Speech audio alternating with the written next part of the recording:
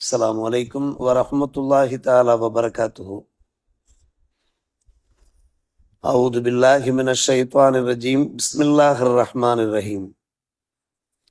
இன்னல்லதீன லா யர்ஜூன லிகாஅனா வரது பில் ஹயாத்தித் துன்யா வத்மஅன்னு பிஹா வல்லதீன ஹும் அன் ஆயாத்தினா காஃபிலூன் உலாயிக மஅவாஹுமுன் நார் பிமா கானு யக்ஸிபூன். ஆமன்னா பில்லாஹ் ஸதகல்லாஹு மௌலானல் அலியுல் அதீம். நம்முடைய சந்திப்பை நம்பாத சில பேர் இவ்வுலகையை கொண்டே திருப்தி கொள்ளக்கூடியவர்கள், அதை கொண்டே அமைதி பெறக்கூடியவர்கள், நம்முடைய அத்தாட்சிகள் விஷயத்திலே பராமுகமாக இருக்கக்கூடியவர்கள். அவர்கள் ஒதுங்கும் இடம் நரகமாக இருக்கிறது, அவர்கள் சம்பாதித்த ஒன்றின் காரணமாக. இன்னல்லதீன ஆமனு ஆமிலு ஸாலிஹாத் யஹ்தீஹிம் ரப்புஹும் பிஈமானிஹிம். ஈமான் கொண்டு நல்ல அமல்கள் செய்யக்கூடியவர்கள், அவர்களுடைய ரப்பு அவருடைய ஈமானின் பலனாக நல்வழி காட்டுகிறான். அவர்களுக்கு கீழே அன்ஹார் நதிகள் ஓடியவாறு இருக்கும் ஜன்னாத்து நயீமில, அந்த உயர்ந்த சுவனபதியில.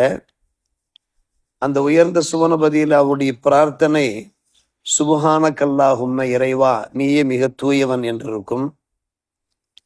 அந்த சுவனபதியிலே அவர்களுக்கு இடையிலான காணிக்கை இருக்கிறதே சலாமாக இருக்கும். உங்கள் அனைவர் மீதும் சாந்தி நிலவட்டுமாகுக என்று இருக்கும். கடைசியாக அவர்களுடைய பிரார்த்தனை அல்ஹம்துலில்லாஹி ரப்பில் ஆலமீன், அகிலத்தாரை ரட்சிக்கின்ற அல்லாஹ்வுக்கே அனைத்து புகழும் என்று இருக்கும் என்று அல்லாஹ் ரப்பில் ஆலமீன் தீயோர் பற்றி முதலில் எடுத்து சொல்லி நல்லவர்கள் பற்றி இரண்டாவதாக சொல்லுகிறான். உலக ஆதாயத்தை குறிக்கோளாக கொள்ளக்கூடியவர்கள், அவர்கள் செய்கின்ற தீமைகளுக்கு பாவங்களுக்கு அதுதான் ஆணிவேராக இருக்கிறது. உலகத்திலே தாங்கள் கண்ட கனவுகளை நனவுகளாக ஆக்கிக் கொள்ள வேண்டும், நல்ல சுகத்தோடு வாழ வேண்டும் என்பதை மட்டுமே அவர்கள் நினைக்கிறார்கள். அதிலேயே அவர்களுக்கு அமைதி கிடைப்பதாக நினைக்கிறார்கள். இதற்கு மாற்றமாக என்ன செய்கிறார்கள்? இதன் விளைவாக இறைவனுடைய அத்தாட்சிகள் விஷயத்திலே பராமுகமாக இருக்கிறார்கள். எத்தனையோ படிப்பினைகள், அந்த படிப்பினைகளை அவர்கள் நினைத்து பார்க்காமல் பராமுகமாக இருக்கிறார்கள். மறுமையிலே இவர்களுடைய நிலை மிக மோசமாக இருக்கும், நரகத்துக்குத்தான் செல்ல வேண்டும். அதே சமயத்தில் ஈமான் கொண்டு நல்ல அமல்கள் செய்யக்கூடியவர்கள், அந்த ஈமானின் பலனாக அல்லாஹ் அவர்களுக்கு ஹிதாயத் செய்கிறான். எது நல்ல வழியோ அந்த வழியை காண்பித்து கொடுக்கிறான். தீய வழியில அவர்கள் ஒருபோதும் செல்லவே மாட்டார்கள். அது அவருடைய ஈமானின் பலன். இந்த உலகத்தில் வாழ்கிற போது அவர் நினைப்பெல்லாம் சுவனமாக இருக்கும். என்ன செய்வார்கள்? இங்கே தாங்கள் வசிக்கின்ற வாழ்கின்ற வீடுகளை விட சுவனத்தில் இருக்கக்கூடிய தங்களுடைய இருப்பிடங்கள் உயர்வானது என்று நினைப்பார்கள். அப்படி நினைக்கின்ற காரணத்தினால உலகத்திலே விண்ணிலையும் மண்ணிலையும் அவர்கள் காண்கின்ற அந்த அத்தாட்சிகளை கொண்டு படிப்பினைகள் பெறுவார்கள். படிப்பினைகள் பெற்று அவர்கள் நல்லவர்களாக வாழ்வார்கள். அப்படி வாழ்கின்ற போது அங்கே சுவனம் அவர்களுக்கு காத்திருக்கிறது.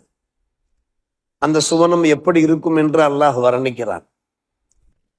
அங்கே அவருடைய தாவாக்கள் எல்லாம் சுபஹானக்கல்லாஹும்ம சுபஹானக்கல்லாஹும்ம என்ற தஹ்மீதாக இருக்கும், தஸ்பீஹாக இருக்கும். ஒன்று தஸ்பீஹ், சுபஹானக்கல்லாஹும்ம, யா அல்லாஹ் நீயே மிக தூயவன், நீயே மிக தூயவன். எப்போது பார்த்தாலும் அந்த துதி அவருடைய நாவிலிருந்து வெளிப்பட்டவாறு இருக்கும். அதே போன்று அந்த சக சொர்க்கவாசிகளை காண்கின்ற போது சலாம் சலாம், உங்கள் அனைவர் மீதும் சாந்தி நிலவட்டும், அனைவர் மீதும் சாந்தி நிலவட்டும் என்கின்ற வார்த்தைகளே வெளிப்பட்டு கொண்டிருக்கும்.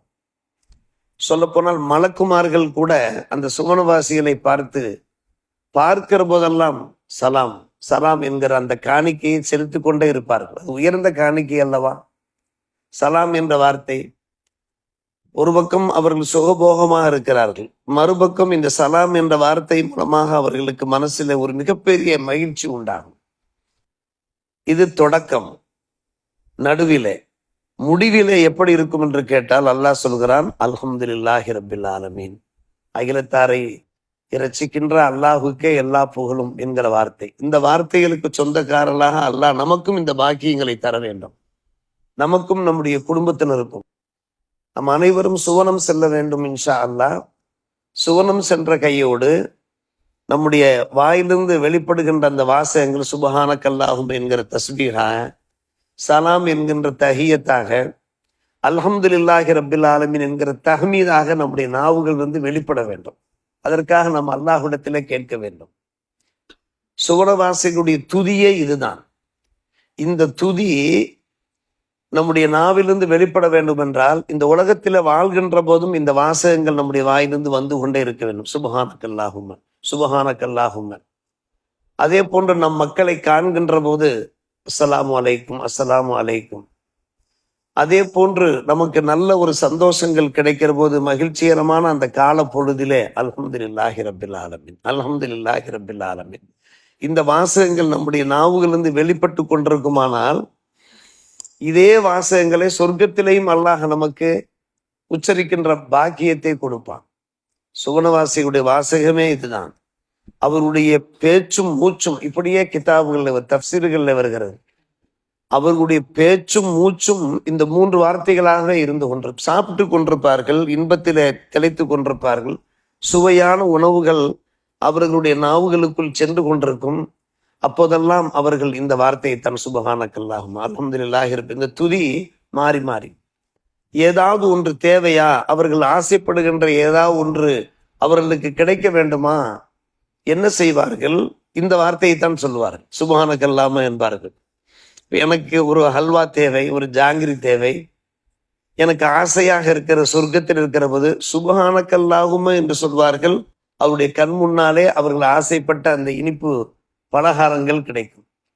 அங்கே சுகருக்கு வேலை கிடையாது, கொலஸ்ட்ராலுக்கு வேலை கிடையாது, பிபிக்கெல்லாம் அங்கே வேலையே கிடையாது. எவ்வளவு சாப்பிட்டோம் என்றாலும் லேசாக ஒரு ஏப்பம் வரும். அந்த ஏப்பமும் நாற்றமில்லாத ஒரு ஏப்பமாகும். ஹதீஸ் ஷரீஃபில் உள்ள ஒரு விஷயம், ஒரு வாசனையான ஏப்பம். அது சுவனவாசியுடைய ஏப்பம் அல்லவா, உடனே செரித்து விடும் என்றெல்லாம் நம்ம ஹதீஸ் ஷரீஃபிலே பார்க்கிறோம். மேலே ஒரு பறவை, இப்படியே ஹதீஸிலே வருகிறது அருமை சகோதரர்களே. மேலே ஒரு பறவை பறக்கிறது, வானம் என்று சொல்ல முடியாது, மேலே ஒரு பறவை பறக்கிறது. ஆஹா, அழகான பறவை, இதை நாம் சுவைத்தால் என்ன என்று அவர்கள் மனசு நினைத்து சுபஹானக்கல்லாஹும்ம என்று சொல்வார்கள். வேறு எதுவும் சொல்ல மாட்டார்கள், சுபஹானக்கல்லாஹும்ம என்பார்கள். அடுத்த நொடி, இதெல்லாம் நாம கற்பித்து சொல்லக்கூடிய விஷயம் அல்ல, ஹதீஸ் கிதாபுல உள்ள ஒரு விஷயம்தான். அடுத்த நொடி மலக்குமார்கள் அந்த பறவை பொரித்த அந்த பறவை இறைச்சியை கொண்டு முன்னால் அடுத்த நொடியே வைப்பார்கள். நாம் சமைக்க வேண்டும், அதற்கு நேரம் காலம் செலவிட வேண்டும். ஆனால் சொர்க்கவாசிகளுக்கு அல்லாஹ் என்ன செய்கிறான்? இந்த வார்த்தைகளுடைய ஒரு பரக்கத்தாக நமக்கு கிடைக்கின்ற ஒரு படிப்பினை என்னவென்று கேட்டால், முதலிலே கூறப்பட்ட அந்த தீயோர்களிலே நாம் சேர்ந்து விடக்கூடாது. அதாவது இந்த உலகத்திலே நாம் கண்ட கனவுகளை எல்லாம் நனவுகளாக்கி இந்த உலகமே கதி என்று நாம் வாழ்ந்து விடக்கூடாது. ஏக இறைவனுடைய தரிசனத்தை நாம் எதிர்பார்க்காமல் நம்பாமல் நாம் வாழ்ந்து விடக்கூடாது. கிடைக்கின்ற அந்த படிப்பினைகள் விஷயத்தில நாம் பராமுகமாக இருக்கக்கூடாது, அந்த தீயோர்களை சேர்ந்து விடக்கூடாது. அதே சமயத்தில உலகத்திலே வாழ்கின்ற போது தொழுகையாளிகளாக வணக்கசாலிகளாக வாழ்வதோடு இது போன்ற நல்ல வார்த்தைகள் நம்முடைய நாவுகள் வெளிப்பட்டு கொண்டே இருந்தால், சுபஹானக்கல்லாஹு போன்ற வார்த்தைகள் வெளிப்பட்டு கொண்டே இருக்குமானால் அல்லாஹ் ரப்பல் ஆலமீன் நல்லோர்களை நம்ம எல்லோரையும் சேர்த்து அல்லாஹ் என்ன செய்வான்? சுவன பதியை நமக்கு பரிசாக ஆக்கி அங்கும் கூட இது போன்ற வார்த்தைகள் நம்முடைய நாவிலிருந்து வெளிப்படுகின்ற பாக்கியத்தை கொடுப்பான். இது ஈமானுடைய ஒரு பலன். நம்மை நாம் மூமின்கள் மூமின்கள் முஸ்லிம்கள் முஸ்லிம்கள் என்று சொல்லி கொண்டதால் மட்டும் போதாது. மாறாக இந்த 2ஆம் சாரார் பற்றி அல்லாஹ் சொல்கிறானே, ஈமான் கொண்டு நல்ல அமல்கள் செய்யக்கூடியவர்கள் என்று. நல்ல அமல்கள் செய்தோம் என்றால் அந்த ஈமானுக்கு பலன் உண்டு என்கின்ற இந்த வசனத்தின் வாயிலாக நாம் கிடைக்கின்ற நல்ல கருத்துக்களை, அறிவுரைகளை வாழ்க்கையிலே கடைபிடிப்போம். அல்லாஹ் நல்லொரு புரிவானாக. வாஹிதாவான அல்ஹம்துலில்லாஹி ரப்பில் ஆலமீன்.